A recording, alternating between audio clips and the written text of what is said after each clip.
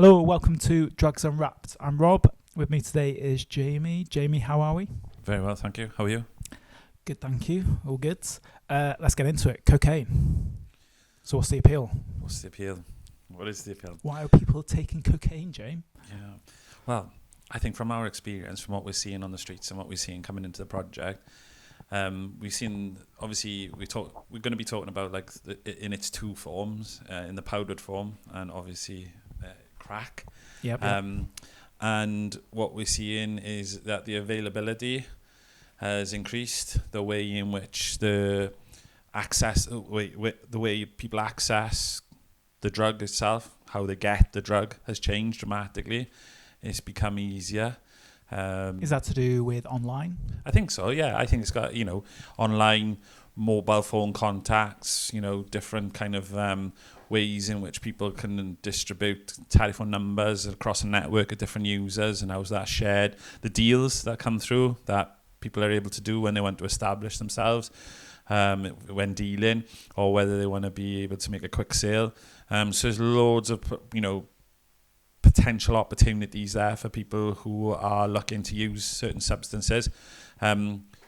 Looking at where we are in the nighttime economy as well, how popular that drug is on that scene now.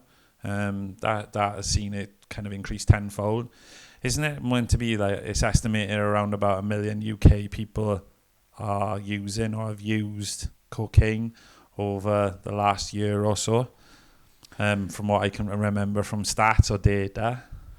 Yeah, so I don't know the specific number, but in the latest crime survey, which is where they get the main data into it in terms of the amount of people that use, and I think it's based on self-reporting as well. Yeah, I think it is. So you kind of got to take it with a little pinch of salt, but you're looking at just over 5% of 16 to 24-year-olds having taken powder cocaine in the last year, and then 2.5% of 16 to 59-year-olds. So yeah, you're probably looking at quite a significant amount of people that have used powder cocaine.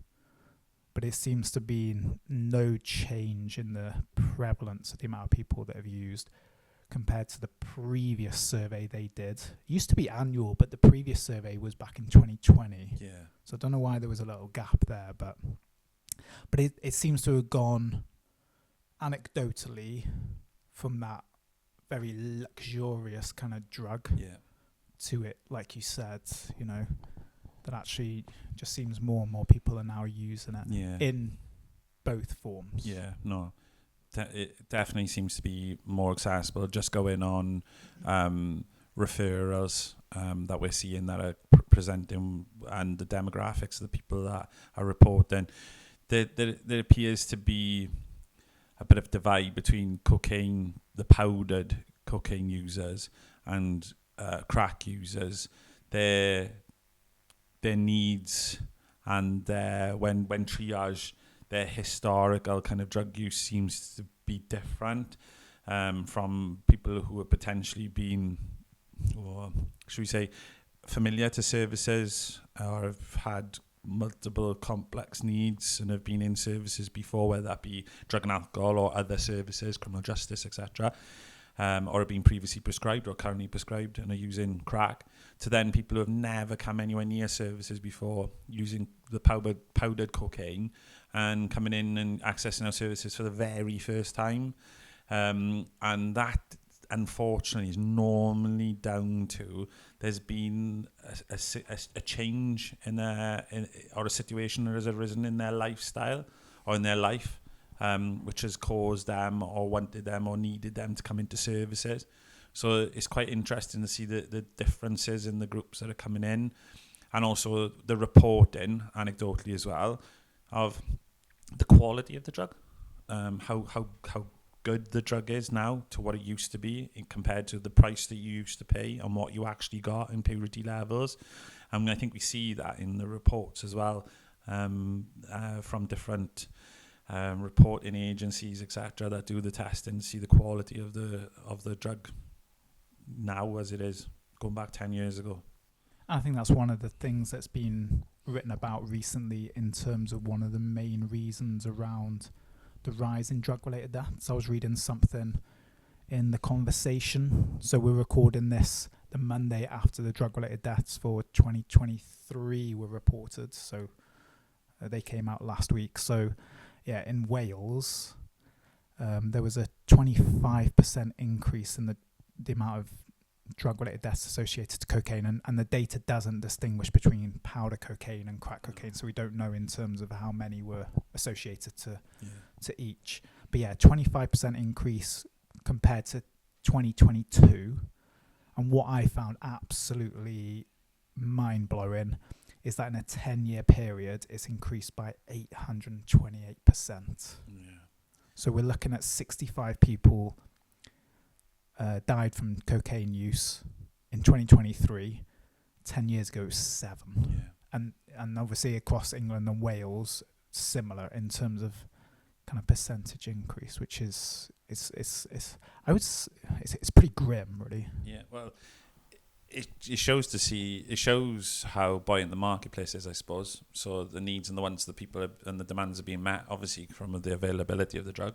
So that's quite interesting. The question, I suppose, sometimes is like, what's the rationale? What's the reason? Why are people choosing cocaine as their drug of choice now? So what is it? It's now still the second most popular drug in the UK behind cannabis, I would say. I think so, yeah. Yeah. So from an illegal point from of view. Yeah. So that's quite interesting, isn't it? So, you got two very different types of substances, two very different mindsets around the thinking of the harm that potentially comes from those substances. And it being the second most popular substance, what's the rationale behind people choosing that substance, and in what setting, and what is it doing for people in this current times? There's been a lot going on, obviously, globally, economically. Lots of stresses and strains. People's lives have got different pressures. Alcohol, as the price of alcohol has increased, people are still going out, and are people finding ways of trying to save money but still have a good time, and still enjoy themselves when they're out, and cocaine is like potentially plugging that gap. I don't know. It was a discussion that we had pre what they call it, when we were looking at minimum unit pricing. Would we see an increase in other substances? That question was asked, and I'm just wondering if this has got a part to play in it. Maybe, I'm not saying it has, but back in the day when you used to go out, you didn't spend half as much as what you would now. And I know inflation and everything on price and everything's gone up, but then is that the reason why people are looking at other ways of being able to afford a night out? I used to take 20 quid out with me, and that was more than enough. Probably able to get a kebab at the end of that as well. And a taxi. Now 20 quid, probably 3 pints. If you're lucky, yeah. So there's lots of changes now. But then, how have we been able to see then the substances that we see either remain at the same price and improve in quality, or go down in price, become more accessible, and become more affordable? That the mind boggles sometimes about like how that's happening when we see around us everything else, from our local groceries, our shopping, and our weekly shop is becoming far more expensive. There's something wrong with the system there. There's something happening. Yeah. Let's strip it back, James. Yeah. Cocaine, what is it? What is it? Yeah. It's a great drug. It's a popular drug. Obviously being a stimulant. And I say that seeing how it's produced and see where it comes from. Where does our cocaine come from these days? Predominantly, do we know? So Colombia's number one. Colombia's still number one, is there? And then Peru. Peru, yeah. And then Bolivia. So, yeah, and the cultivation, the global cultivation of cocaine is at its record levels. Yeah. So because of the demand? Because of the demand, because if you look at it in terms of the farmers who produce cocaine, historically they've always been offered incentives to grow other things such as like coffee and other kind of products, but there's just, even though there's not much money in for the producers of cocaine from the original source, there's even less money really in terms of producing things like coffee, and it's also, it takes longer as well. So actually there's a lack of incentives, I think, from the starting point. So the global cultivation is its highest since records began. So I think it increased by 13% in 2022 compared to 2021, and therefore the production, obviously, it's, you know, the highest records as well. So yeah, so Colombia's still the big player. Like, I'm fascinated with, like, that's the thing that really kind of grabs my attention, is the whole production, and going back, you know, to the 70s, 80s of the cartels and Escobar. My brother's met Pablo Escobar's brother. Really? Yeah, Roberto. Because you can go to Medellin, you can obviously go and visit Pablo Escobar's grave, but they do 2 tours of like the main places of where Escobar lived and the prison and stuff. One's an official one, and the other one is run unofficially, but his brother has something to play with that, and he got off the bus and Roberto was there because Roberto, he was like his main accountant within the cartel. So it was him and his mother, wasn't it?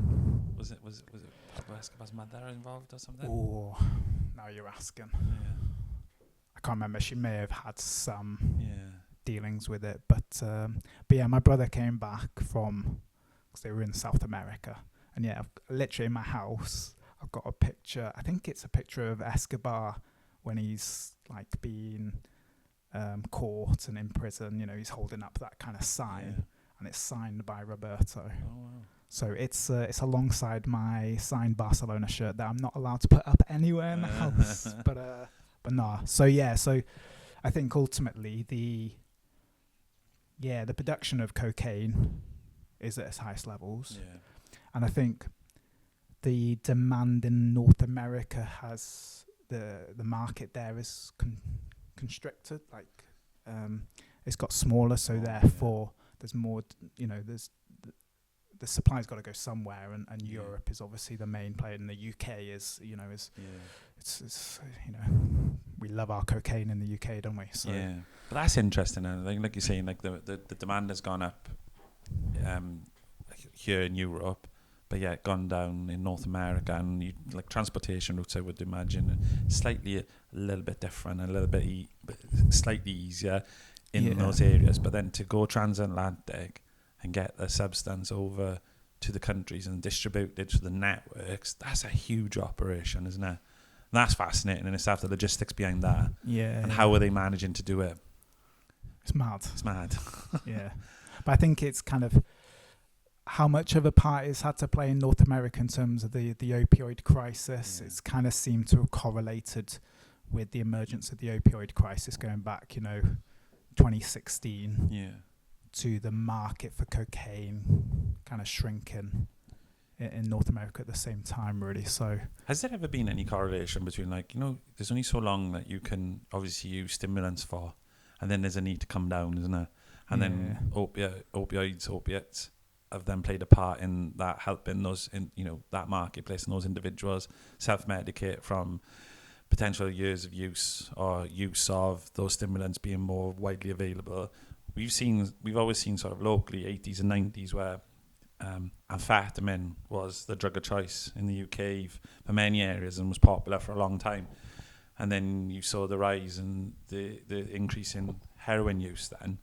And I often wonder, is there that self-medicating element to it, that you can only be high or up for that long, and then the need to kind of look for a different substance to be able to manage the crashes or the come downs, and then your kind of primary drug of choice kind of flits or changes initially, but then kind of you start to find yourself probably more dependent and the need then to use opiates. I wonder if that's got anything to play, as well as I know that the US is complex anyway, isn't it, with regards to the way that their medicines are controlled. But I often think that, don't know whether there is any correlation between it, but Must be something in there. Must be something in there. Must be Absolutely. something in there. So we're talking about stimulant, white powder usually. Yeah. Most people will associate it with. But we talked about crack. Very briefly. Yeah. So obviously, they're essentially the same drug. Yeah. It's just powder cocaine is cocaine hydrochloride. So it's got hydrochloric acid in it. Yeah. And then crack cocaine or freebase cocaine, as the terms are used interchangeably. That's basically to extract the hydrochloric acid out of the powder cocaine and to take it back to its kind of base form. Yeah. It's like The more original form, isn't it? Yeah. So you tend to see, so it depends on the methods used. So the main ones are like ether and ammonia. That is where usually the terminology for like freebase comes in. And then crack cocaine is where usually they use like bicarbs as soda. And when you heat up the product, then it crackles and it's the bicarbs. It's bicarb of soda that's crackling, that kind of hasn't kind of dissolved in the whole process. And that's where it gets its name. But I think freebase cocaine and crack, I would assume, is used. The terms are just used interchangeably, really, on the streets. But yeah, what I find fascinating, again, kind of going more down like a policy and legislation route. So in America, they used to have the 100-to-1 law. So it was in the mid 80s. And ultimately, what that means is that 5 grams of crack cocaine would mandate the same minimum sentence as 500 grams of powder cocaine. So the 100-to-1 law in the US. So it was 1986 they brought that in, and then the Biden administration got rid of it, even though Biden, from what I believe, was one of the main instigators to actually bring that law in place. But it was all ultimately based on racial discrimination, because they assumed that black people are the ones that would primarily use crack cocaine, whereas white people are the ones that would primarily use powder. But we're seeing more crack cocaine use, would you say, within our services in Wales? Yeah, from a Swansea perspective, what we've seen is definite increase of crack cocaine use being brought to our attention. People are presenting, purely through their primary drug of choice is crack, and having problems with affordability, sustainability of their use, the increase their use on a daily basis, having a huge impact on their mental health and their physical health, sometimes leading on to injecting and poor injecting practices, causing sores, abscesses, etc., DVTs, all those kind of things brought in together then, and potentially polydrug use on top of that if you're looking at self-medicating because of the come downs. I think in our sessions, we kind of see a lack of understanding about the pharmacology of the drug and about how to use it more appropriately, more effectively. Okay. That's an interesting one, because obviously it's very Moorish, and we're trying to educate and get people to kind of understand the needs to have, large gaps in between their use throughout the day, in order for them to enjoy it more and to get the full benefits out of it. Because what we find is, because of that Moorish bit, people tend to consume or binge more on it, then require more money to be able to pay for it. And sometimes that can lead to predicaments where people would make themselves more vulnerable or do things that they wouldn't normally do. So what we try and do is kind of weigh up the risk element and kind of like make them aware of what they could do to be able to enhance the effects, but at the same time then minimize the potential risks. And that's just the environmental risks more so. That's not including like the physical effects that it can have on someone's health, when you're constantly using smoking a stimulant like that. The injecting element is been proven to be quite challenging and difficult as well, because we've seen quite a few problems in relation to the injecting practices while injecting, or snowballing, speedballing, whichever term you like to use. So that's with heroin. That's with heroin as well. But the effects people talk about, they like the effect and how it feels, the combination of the two drugs. We don't get many people reporting just injecting cocaine. They are out there, and they do come to the NSP, the Needle Syringe Program. But more often than not, it's people that combine heroin and cocaine, the crack cocaine together to have those effects from that substance. Then, what do we offer?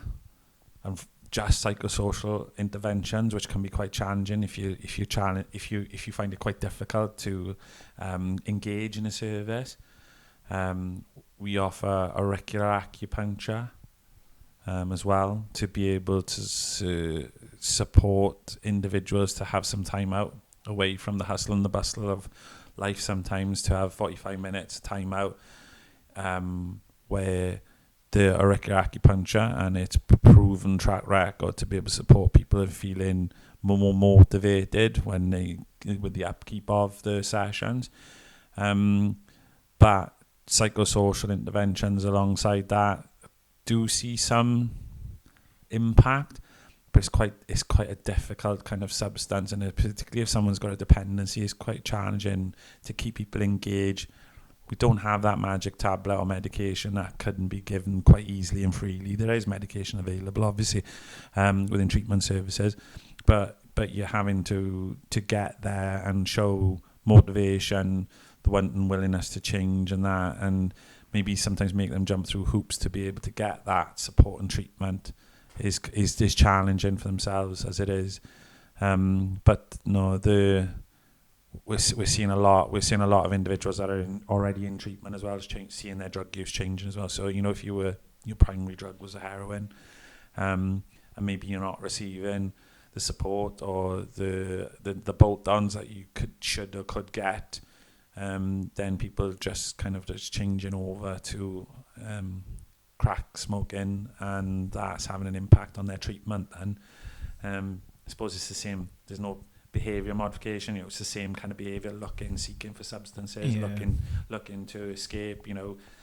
Having lived potentially a life where you've experienced trauma, and it's a way of self-medicating. Then we're seeing quite a lot of challenges with that. So trying to keep people engaged in services is quite difficult, and see how they go from there.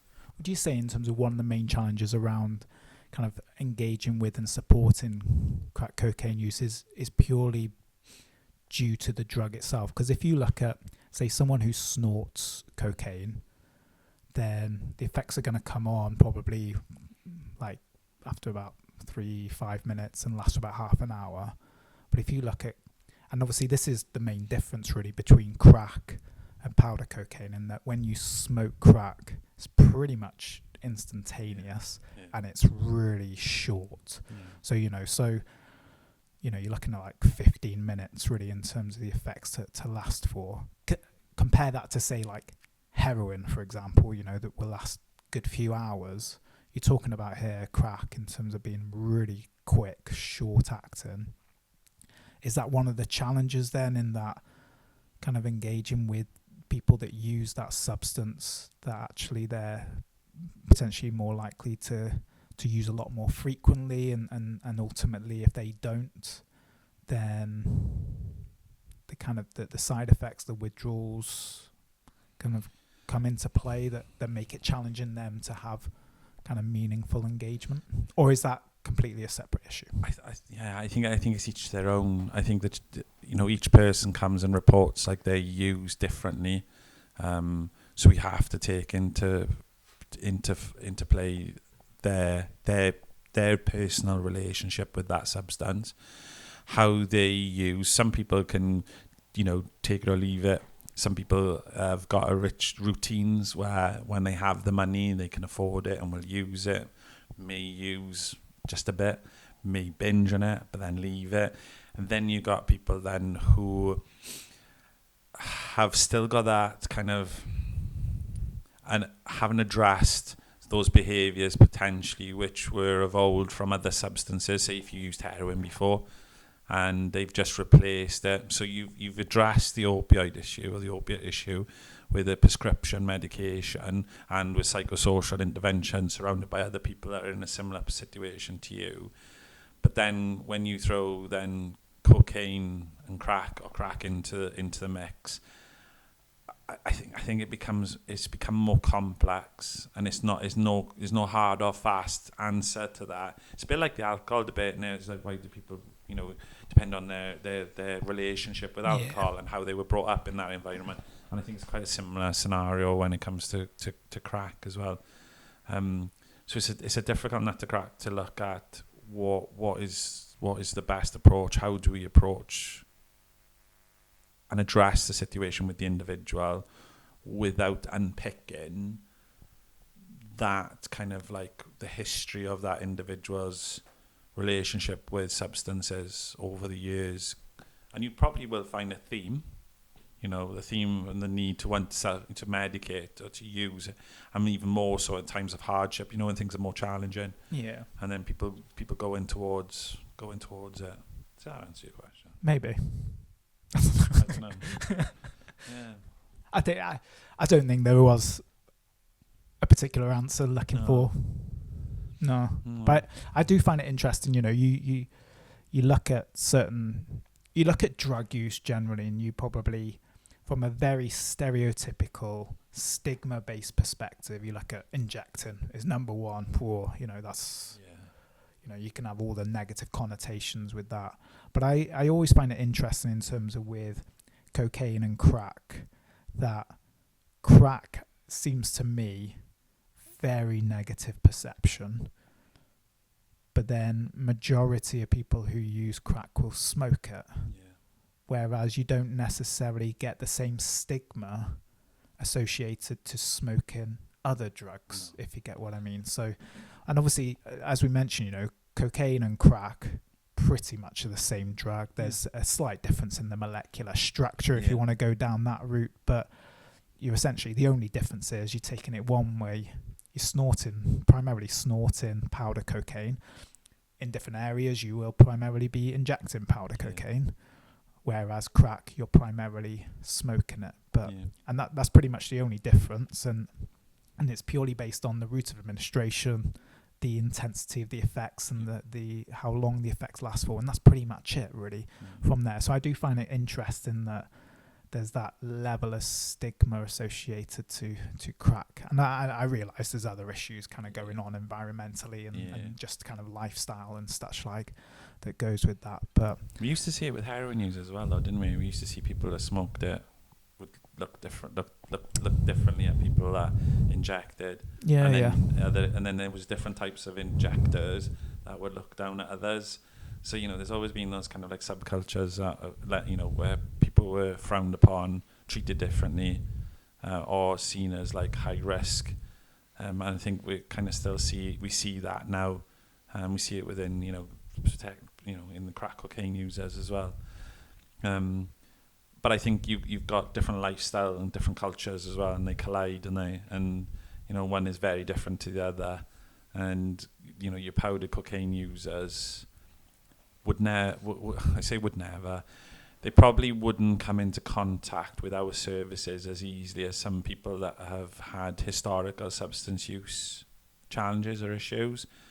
And I think that's potentially what we're seeing at the moment now, is that people that have had a relationship with certain types of drugs but have never needed to come anywhere near our services are very much switched on to the stigma that they see and hear, and possibly wouldn't come into our services. And I think that's what's really important about, I think we've said in other podcasts about people being able to access services at the right time, not waiting until things have gone belly up, but getting people into services sooner, having an MOT, as I like to say anyway, making sure that their drug use is all going according to plan, and that they don't get caught out, because sometimes, as we've said before, if you're in a group of people and their use is very much the same as yours, you may think that's the norm, but the actual fact is maybe that group is actually using a lot more, or is actually taking more risks. And we haven't even talked about the use of polydrug use, bringing in alcohol into play as well, and that can have some significant issues with your health and your mental health. So I think we still got a lot of work to do from a drug and alcohol perspective. We've got to get more knowledge and awareness about signs and symptoms of what patterns of behaviours around dependency looks like for when using all substances, not just crack cocaine, but also being aware of like the signs and symptoms of stimulant overdoses, because going back to what we mentioned, the increase of, we're talking about the fatals, but we also know there's a lot more non-fatals that take place where people are requiring hospitalisation. So we need for them to recognise what they're doing, what they're taking, and for their friends and for their social groups to understand, what you need to do in a stimulant overdose situation. So there's lots of work for us to do as a whole, publicising the needs to know more about these substances. And obviously we're dealing with substances where their purity levels fluctuate dramatically sometimes, but also being mindful of that we've got a much better quality drug on the market these days than what we used to, and that we need to take the appropriate action if you are going to continue the use, and you need to know, go low, go slow and everything. And yeah, we need to keep on keeping on, I suppose.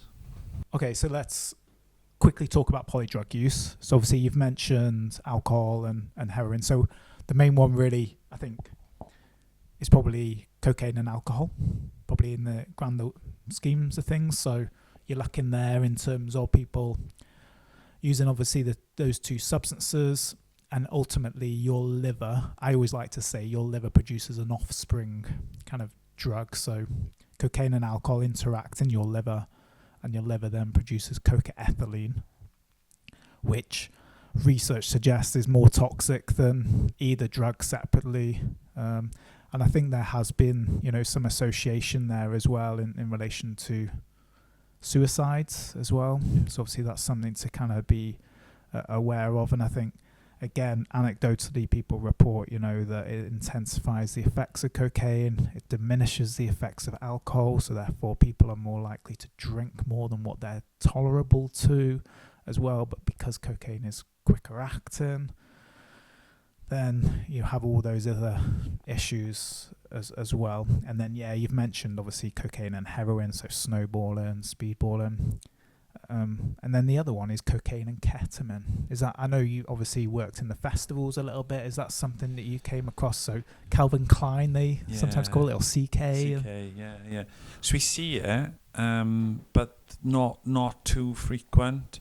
But that's not to say that it doesn't happen, because obviously, once again, going back to being a street agency, I don't think we see too many of those people that would use those combinations coming into services. There's potential that they may need to come into services, but no, that's something that you seem to see in events such as festivals, where you've got accessibility to some drugs, not all drugs, and people's choice then may be that you'd have unusual combinations from, like, the Calvin Klein situation, from then MDMA and acid combinations. But yeah, we don't see that too often in our settings from a street agency's perspective. Yeah. Not to say that you don't see it in other parts of the country. Yeah, absolutely. Well, we were chatting earlier, weren't we, in terms of difference between Swansea and another city. Yeah, and the culture's there. But I think going back to what you're saying about, like, the most common combination that we're seeing is alcohol and cocaine. And the self-reporting we've seen is like individuals, talking about increased aggression while under the influence. I think that's more to do with confidence. Confidence? If you're under the influence of substances, like it's the same with steroids. If you, for example, are on steroid, like you use steroids, and you're working out and you're quite a big individual, I would say, your confidence is massive, potentially massively boosted, and that's more than the drug necessarily causing a grad. That's my. But what about then? But the combination of, like, don't quiz me more on that. That's all I've got.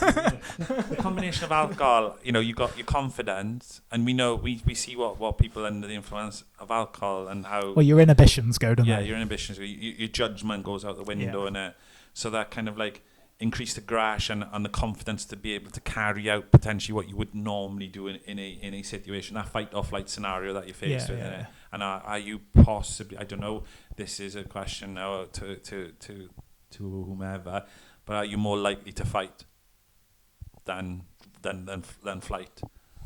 So I don't know, and you get people's coming into services and they're reporting that like increased aggression, like responding in a way which they would normally respond, whether that's physically or whether that's shouting or becoming more argumentative, that coming out in their personality, which they say isn't them normally.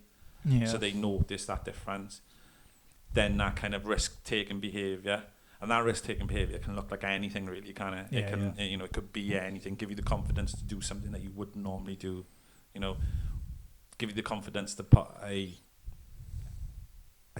risky bet on, putting more money on that you would not than you would normally, or doing something that you wouldn't normally do if you were if you weren't under the influence or weren't using substances.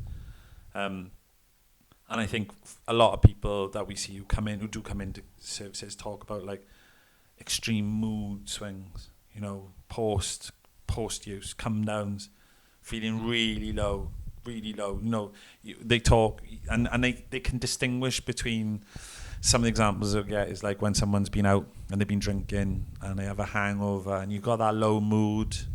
They describe it sometimes of it's more extreme and it's more debilitating almost as well. But cocaine's quite a unique one in terms of how it works in the brain, isn't it? Yeah. And how it works in your neurotransmitters and your dopamine, and that ultimately when you do something you enjoy, dopamine's released, and then it kind of goes back to where it was originally released from, to be recycled, to be used again. So exercise is a prime example of that. But when you use cocaine, potentially you're producing a lot more dopamine, purely based on how the drug's working in your system. But it blocks what you call the dopamine reuptaker. So where the dopamine comes from, it doesn't then go back to where it originally released from, which means ultimately over a longer period of time you have a depletion of dopamine. So therefore, that's why potentially we are seeing people reporting that their moods are quite low and such like. 'Cause obviously it's all very much linked, in terms of your brain activity and how your dopamine is working, as well as other neurotransmitters. But harm reduction, Jay, to wrap it up. So if somebody was to take cocaine or crack, what kind of harm reduction kind of tips, techniques would we be advising people?